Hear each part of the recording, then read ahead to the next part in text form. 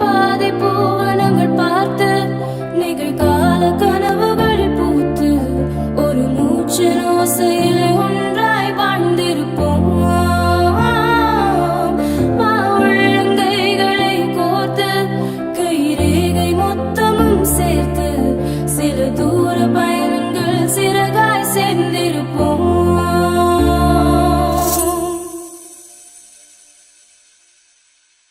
அகலாதே அகலாதே நொடி கூட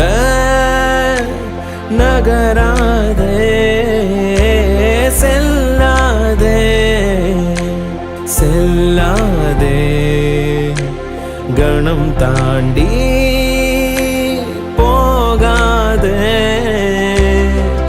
நகராமல் உன் முன்னின்றே பிடிவாதம் செய்ய வேண்டும். அசராமல் முத்தம் தந்தே அலங்காரம் செய்ய வேண்டும்.